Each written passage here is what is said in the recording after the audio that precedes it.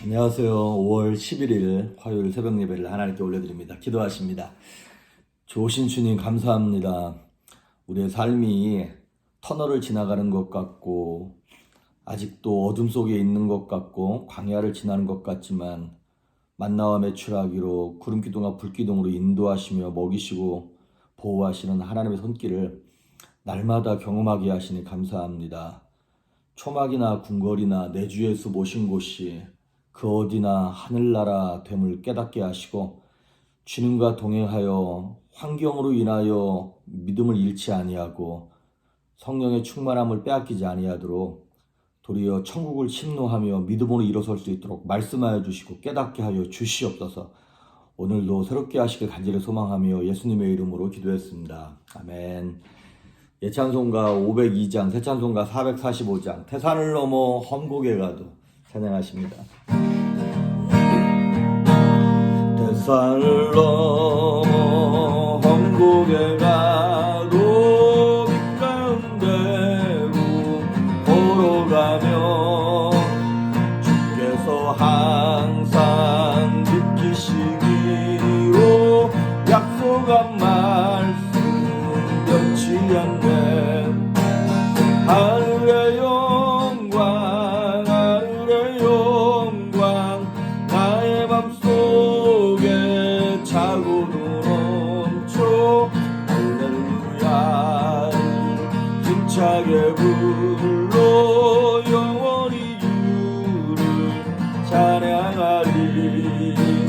깜깜한 밤에 다닐지라도 주께서 나의 길 되시고 나에게 밝은 빛이 되시니 잃어버릴 염려 없네. 하늘의 영광 하늘의 영광 나의 맘속에 차고도 넘쳐 할렐루야를 힘차게 불러 영원히 주를 찬양하리. 광명한 그빛 마음에 받아 찬란한 천국 바라보고 할렐루야를 힘차게 불러 날마다 빛에 걸어가리. 하늘의 영광 하늘의 영광 나의 맘속에 차고도 넘쳐 할렐루야를 힘차게 불러 영원히 주를 찬양하리. 아멘. 오늘 우리에게 주시는 말씀은 사도행전 6장 1절에서 7절까지 어제 보던 거 마치 보도록 하겠습니다.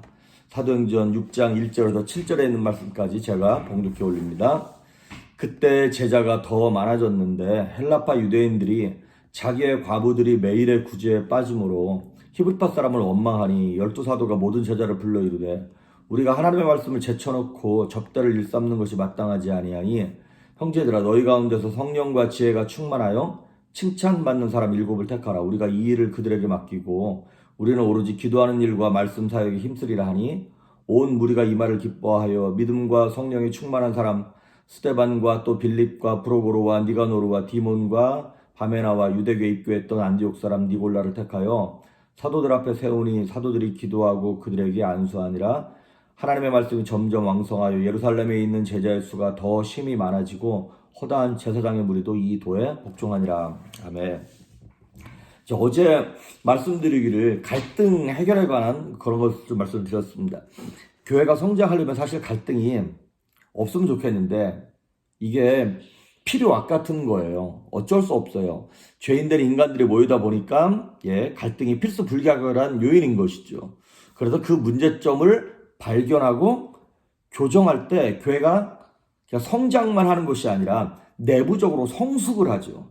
내면이 바뀌면서 외형도 성장하게 되는 그래서 이 갈등이라는 것이 어찌 보면 꼭 필요한 그래서 이제 이 갈등을 해결할 때 가장 큰 문제가 뭐라 그랬냐면 섭섭함의 문제를 어떻게 해결하는가. 섭섭마귀만 해결할 수 있으면 사실 갈등이 어떤 갈등이 와도 문제가 아닌데 우리 성도들이 참 그 부분에서 연약한 것 같습니다. 그래서 섭섭함의 문제를 해결하는 것이 교회의 성숙도입니다. 자, 그런데 오늘 이 초대교회가 이제 구제하는 문제 때문에, 물론 구제하고 남을 돕는 일이 교회의 중요한 사역이긴 하지만 이게 프라이어리티는 아니죠. 이게 제일 큰 목적은 아니죠. 교회의 제일 큰 목적은 첫째 하나님께 영광입니다. 예배하는 일입니다. 둘째 영혼을 구원하는 것입니다. 그리고 이 첫 번째와 두 번째는 손바닥에 양면 같아서 같이 가는 것입니다. 근데 이제 그것이 잘 되면 그 다음에 이제 구제도 하고 봉사도 하고 뭐 이런 것도 하게 되는 것이죠. 그런데 초대교회에 이제 가난한 사람들이 많이 모여 있다 보니까 특히 과부들, 사회 보장 제도가 없던 당시에 과부들을 구제하는 일에 있어서 원래 히브리파 과부들을 돕는 일보다 헬라파 과부들을 돕는 일에 있어서 좀 신경을 덜 쓰게 된 거예요. 그리고 헬라파 유대인들이 과부들이 생각하기에 우리가 소외받는다. 우리가 원래 이 땅 예루살렘에 옛날부터 살지 않아서 그랬는지 우리를 무시하는 것 같다. 이제 이런 분위기가 형성됐던 것이죠. 그 얘기를 이제 그 문제가 불거지기 시작하니까 이 문제 해결에 대한 첫 번째 솔루션을 사도들이 무엇이라고 내놓았냐면 일단 문제의 본질을 파악했어요. 결론은 이거예요. 이거는 영적인 문제다. 이건 행정적인 문제나 절차의 문제가 아니라 이건 뭔가 지금 영적인 문제가 있는 거다라고 이렇게 해석을 한 거예요. 그래서 예수님의 12제자들이 그때 이해 당사자들, 헬라파 과부들, 뭐 히브리파 과부들, 그걸 행정했던 사람들 다 불러다 놓고 자, 우리 3자 대면하면서 얘기 한번 해봅시다. 속 시원하게 뭐가 문제인지 한번 얘기해봅시다. 이렇게 하지 않았다는 거예요. 이거 오해입니다. 오해를 풉시다. 이렇게 하지 않고 대신 이렇게 얘기했어요. 12사도가. 이거는 우리가 기도하지 않아서 그런 거다. 그래서 뭐라고 얘기하냐면 2절에 보니까 12사도가 제자들을 불러놓고 이르되 우리가 하나님의 말씀을 제쳐놓고 접대를 일삼는, 접대라는 것이 어디 구제입니다. 우리가 말씀과 기도하는 일을 소홀히 하고 구제하는 일에 더 열심히 돼서 문제 생긴 거 이렇게 풀어버린 거예요. 그러면서 4절에 보니까 우리는 오로지 기도하는 일과 말씀 사역에 힘쓸 테니까 이거 다른 사람한테 맡기자. 이렇게 해버린 거예요. 문제의 본질이 표면에 드러난 구제 문제가 아니라 이거는 영적인 문제구나. 그러니까 뭐 부부가 자녀 때문에 싸운다, 돈 때문에 싸운다, 뭐 이렇게 싸우지만 결론은 뭐예요? 이건 부부 그 두 사람이 하나님과의 영적인데 먼저 문제가 있다는 거예요. 사업이 잘 되네, 안 되네, 뭐 저 사람 나를 오해했네, 어쨌네.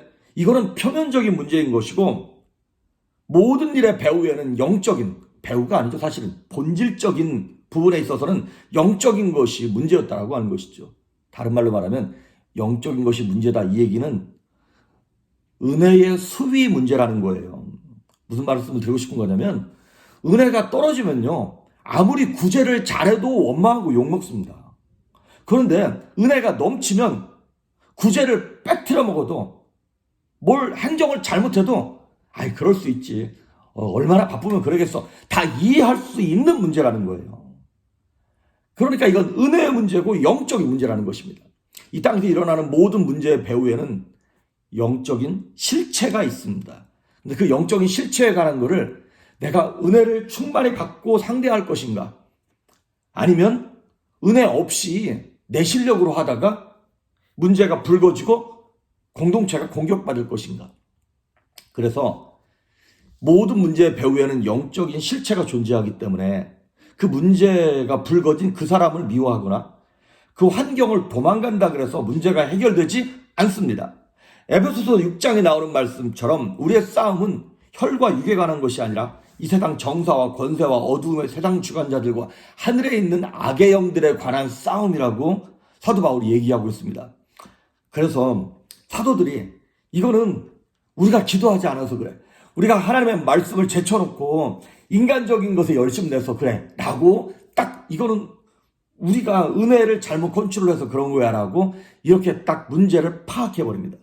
그러고 난 다음에 그들이 먼저 기도하기로 마음 먹고 난 다음에 두 번째 문제 해결에 대한 솔루션을 뭘 정했냐면 사람을 뽑습니다. 21세기 각 기업들의 최고의 문제 해결 방법은 저거잖아요. 인물이잖아요. 출애굽기도 마찬가지고 창세기도 마찬가지고 거기에 보면 요셉 한 사람이 애굽에 잘 도착해서 애굽에서 딱 리더로 서게 되니까 애굽에 있던 기근의 문제가 수년 동안의 그 기근의 문제가 한 번에 다 해결되지 않았습니까? 그런 것처럼 3절에 보니까 너희 가운데서 성령과 지혜가 충만하여 칭찬받는 사람 7명 뽑자 이렇게 되어버린 거예요. 사도들이 우리가 편안한 사람 뽑자 이게 아니라 너희가 뽑으라는 거예요. 근데 그 7명 뽑은 사람들이 참 대단합니다. 지금 이게 헬라파 유대인과 히브리파 유대인들 사이의 어떤 그 옛날부터 전에 있어 왔던 문화적인 갈등, 지역적인 갈등, 이런 감정적인 갈등이거든요. 그러면 이 문제를 풀 것 같으면 우리 생각에는 그래 헬라파 유대인 3명, 히브리파 유대인 4명 아니면 반반씩 하든지 이렇게 해서 지분을 나눌 것 같은데 그렇게 하지 않아요. 어떻게 뽑냐면 그동안 피해를 봐왔다고 느껴온 헬라파 유대인들을 대변할 사람 7명을 다 헬라파 유대인으로 뽑습니다. 그러니까 그동안에 기득권을 잡고 있던 히브리파 사람들이 다 내려놓는 거예요. 약자들이 다 그거를 감당하게 하는 거예요. 여기 보면 7명 모두가 다 헬라파 유대인이고요. 특히 6명은 헬라파 유대인이고 1명은 아예 그냥 이방인이었던 사람이에요. 이방인이었었는데 유대교로 들어와서 입교한 안디옥 사람 니골라라고 하는 사람이. 이 사람은 안디옥 사람인 것이죠. 그러니까 정통 히브리파 유대인들은 1명도 없는 거예요. 자신들의 기득권을 포기하는 거. 결과적으로 문제가 어떻게 해결됐냐? 7절에 보면 하나님의 말씀이 점점 더 왕성해져 가지고 나중에는 제사장의 무리도 이 기독교 복음의 복종에서 돌아오는 부흥을 경험하게 되는 것입니다. 자, 그러면 우리도 이제 교회도 마찬가지고 사역을 할 때도 마찬가지고 어떤 사람을 뽑을 것인가? 여긴 간단하게 나왔습니다. 뭐라고 나와 있냐면 3절에 성령과 지혜가 충만하여 칭찬받는 사람이라고 나와 있어요. 자, 두 가지 기준이 있어요. 첫째, 성령과 지혜가 충만한 사람. 그리고 똑같은 구절이 5절에 보니까 믿음과 성령이 충만한 사람. 그러니까 성령과 지혜, 성령과 믿음이 어떤 사람? 충만한 사람. 성령 받았던 사람, 믿음 좋았던 사람을 뽑는 게 아니라 성령과 지혜와 믿음이 충만한 사람. 그러니까 이런 사람은 뭐냐면 한순간의 감정에 의하여 막 열심을 내고 또 어떤 때는 그냥 푹 주저앉아가지고 잠수 타고 이런 사람 말고 늘 꾸준한 자신의 신앙관리, 믿음관리가 늘 꾸준한 사람. 하나님과의 동행이 기분에 따라서 순간적으로 움직이는 사람이 아니라 지속적으로 성실한 사람을 교회 리더로 뽑으라고 하는 것이죠. 잠시 잠깐 1, 2년 열심히 할 수는 있어요. 하지만 5년, 10년 동안 그 자리에 있는 사람, 이런 사람을 뽑으라고 하는 것이죠. 그래서 어찌 보면 방금 은혜 받은 사람을 리더로 뽑는 것은 좀 위험하긴 합니다. 물론 그런 사람이 있으면 막 생기가 돌긴 하죠. 그런데 아직 신앙이 검증된 것이 아니기 때문에 리더의 자리에서 꾸준하게 목자로서 몇 년 동안 집사로서 몇 년 동안 늘 꾸준함을 보여왔던 사람들을 뽑으라는 거예요. 첫째, 그게 바로 성령 충만이라 그러는 것이죠. 그러니까 우리가 생각한 성령 충만이랑 좀 다르죠. 우리가 생각한 성령 충만은 기도를 10시간을 하고 방언을 하고 이런 거라고 생각했는데 그게 아니라는 것이죠. 믿음 안에서의 꾸준함을 보여준 사람들. 그런 사람을 일단 뽑아야 되고, 두 번째 3절에 보면 믿음과 성령과 지혜가 충만하여 칭찬받는 사람이라는 거예요. 두 번째, 사람들에게, 주변 성도들에게 칭찬받아야 한다는 것입니다. 그러니까 이 칭찬은 어떻게 나타나야 하는 거냐면 성령이 충만해서 오랜 시간 동안 검증됨으로 사람들이 이 사람은 참 믿음의 사람이야, 믿을 만한 사람이야, 성령 충만한 사람이야 라고 칭찬하는 사람. 그러니까 결과로서 칭찬받아야 한다는 것이죠. 이게 정말 참 중요합니다. 잠언 3장 4절에 보면 하나님과 사람 앞에서 은총과 귀중히 여김을 받으리라 이런 말이 나와 있어요. 하나님 앞에서 막 믿음 좋다고 사람들이 인정하는 것 같은데 사람들이 막 욕을 해. 사람들이 칭찬하지 않아. 아직 성령 충만하다고 말할 수 없는 사람인 거죠. 하나님께 인정받고 사람들 사이에서도 칭찬받아야 합니다. 그런 사람을 리더로 뽑아야 합니다. 오늘 이 12제자가 문제를 풀기 위하여 뭐 행정적으로 실력이 좋거나 되게 공정하거나 뭐 학벌이 좋거나 뭐 경험이 많아서 나이를 보거나 이런 거를 첫째로 뽑지 않았다는 것이죠. 그러니까 제자들은 문제의 본질을 풀어가는 데 있어서 관계가 굉장히 중요하다고 생각을 했던 거예요. 그렇지 않습니까? 관계가 좋으면 큰 문제도 작게 여겨지고 용납되어지게 되고 이해하게 됩니다. 기도를 하루에 10시간씩 하는데 그 집사님, 그 권사님 얘기만 나오면 사람들이 고개를 절레절레 흔들어. 땡! 틀린 것이죠. 그래서 우리가 이 신앙이라고 하는 것이 인격이라는 것과 통합적이 되어야 한다는 것입니다. 어떤 사람은 인격은 엄청 훌륭한데 신앙이 안 좋을 수 있겠죠. 이런 사람도 안 되고, 신앙은 좋다고 여겨지는데 인격이 영 아니야. 신앙이 좋은데 인격이 안 좋을 수가 있는지 모르겠습니다만은, 그것도 안 된다는 거예요.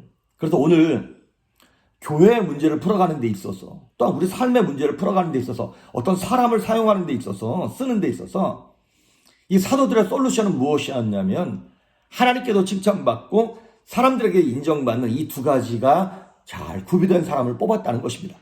오늘 저와 여러분도 나는 어떠한 사람인가를 한번 볼 수 있길 바랍니다. 이거를 딱 했을 때 맞아, 우리 교회 김 집사는 이런 사람인 것 같아, 뭐 최 집사는 이런 사람인 것 같아, 이렇게 보면 안 되고요. 이거를 여러분에게 어플라이 하시길 바랍니다. 나는 교회에서 만약에 이상준 목사가 아니면 교회 리더십들이 집사님 교회에 이걸 부탁합니다, 이렇게 부탁했을 때 여러분은 어떤 사람인지, 사회부장이든 뭐 재직이든 목자든 뭐 건축위원회든 무슨 어떤 봉사든 이런 일을 감당할 때 여러분은 성령 충만할 뿐만 아니라 지혜가 믿음이 충만할 뿐만 아니라 꾸준할 뿐만 아니라 사람들도 칭찬합니까? 교회에서 참 힘든 사람이 뭐냐면 호불호가 명확한 사람들. 저 같은 사람이 문제인 거예요, 사실은. 저 같은 사람이 호불호가 명확해요. 나 우리 목사님 좋아. 이런 사람이 있는가 하면 그 목사 이상해라고 얘기하는 사람들 되게 많거든. 이런 사람들 위험한 거예요, 사실은 따지고 보면. 근데 시간이 지나갈수록 호불호가 얕아지면서 대부분 좋은 쪽으로 변해가는 게 이게 정말 좋은 것이죠. 그 집사님 얘기만 나오면 그 집사님 나도 열심히 기도 많이 해 이러는데, 한쪽에서는 그 집사님 성격도 이상하고 나하고 안 맞아, 이러면 문제 있는 거라는 것이죠. 고쳐나가야 합니다. 하나님께서 쓰시기에 편안한 사람, 주변 사람들이 함께 어울리게 평안한 사람이 되어야 합니다. 그거 고치라 그랬더니 내 성격 원래 이래, 나는 뒤끝 없어, 이런 사람들 제일 싫어. 이런 사람들 하나님의 일 하면 안 됩니다, 여러분. 그거 박살나고 부서질 때까지 훈련 받아야 돼요, 사실은. 너무 세게 얘기하는데 오늘. 여러분, 어쨌든 저와 여러분 모두가 다 하나님께도 칭찬받고 사람들에게도 칭찬받는 은총과 귀중히 여김을 받는 우리 모두가 될 수 있기를 주의 이름으로 축복합니다. 기도하십니다. 좋으신 하나님 감사합니다. 참 우리 인생이 교만합니다. 제가 참 교만합니다.